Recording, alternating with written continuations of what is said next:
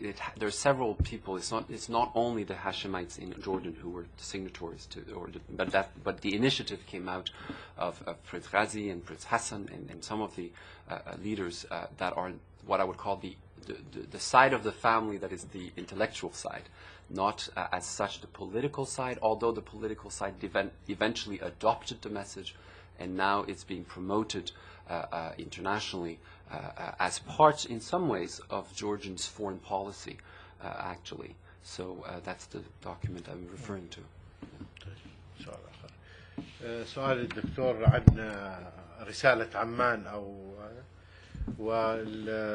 والرسالة في مضمونها أو يعني جوهرها هي رسالة ضد من يستخدم الإسلام يعني للدعوة إلى العنف. والمبادرة جاءت من عمان ولكنها تم تبنيها من جهات إسلامية كثيرة وهي جزء من السياسة الخارجية الأردنية. طيب من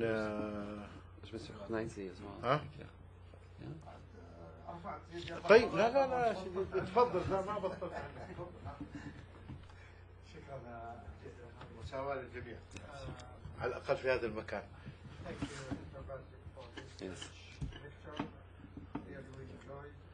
I like the word interculturalism. This is one of the best, and I have it's excellent to use it in new life. And the question is, which factor you think more suitable for multiculturalism, ethnic group, or religion, or the language? These three. Which one is big? You mentioned them. You did not specify, or you tell which one is make best factor of them to fit this. The second is, well, how do you explain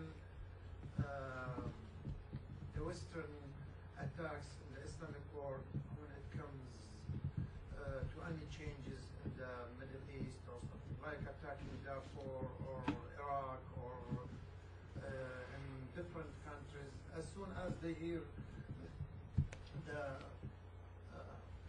Islamic culture coming out or separate everywhere, they come and they attack. Like Bush, he said, God sent me to save Iraq from all these things. How do you explain that severe attack or making war or creating problems in the Islamic world? Especially in the last 10 years or 8 years. Thank you very much. This is the subject of a whole lecture, the second point. Let me try to be as succinct as possible, which of course will be incomplete. Westerners are made up of a combination of Christian heritage and secular, non-religious, humanist, in a broad sense, worldviews. The Christian Western heritage, because there are different Christianities, but the Western Christianity, I think, has had a history of relating to difference that was not particularly peaceful. There's been intolerance over many centuries in Western Christianity, initially Catholic, all the way up to the 16th century, and of course afterwards also Protestant. That difficulty that Western Christians have had with dealing with the different, whether initially the different was the Celtic, more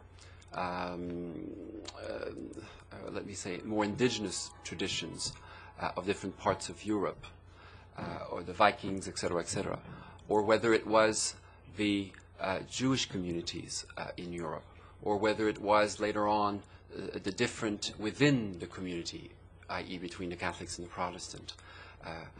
That heritage of dealing with the different has been a struggle in many ways because of a notion that somehow Christian belief supersedes other beliefs. and therefore requires somehow others to be converted into the faith in order to go into heaven. It's not always been a majority. It's not always been every Christian's belief, but it's often been a dominant belief.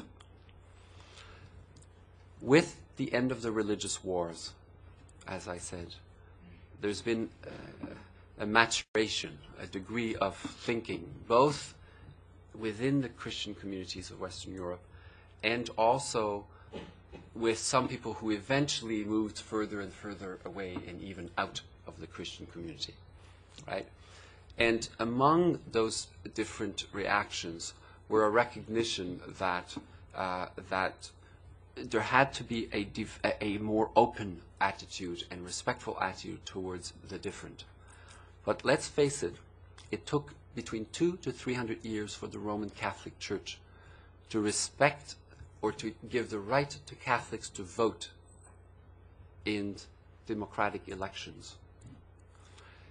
And it's not until 1965 that the Catholics end up having a policy of recognizing that Jews have a right to have their own covenant with God. That is not to be superseded by a Christian covenant. And that there is a beginning of an openness and acceptance of the differences with Muslims and other religious groups. So, and within some of the Christian, Protestant, liberal communities, there's been an equal development of a more respectful attitude theologically towards others, including Muslims. But there's also been segments of the Christian population in the West that have grown to become, in fact, the majority of the Christian population worldwide today, which would be more evangelical and Pentecostal in their understanding of Christianity. And they, unfortunately, in my opinion, are using the older traditional approach to understanding Christianity as a supersessionist tradition, which means that their mission is to convert all human beings to Christianity, to their understanding of Christianity.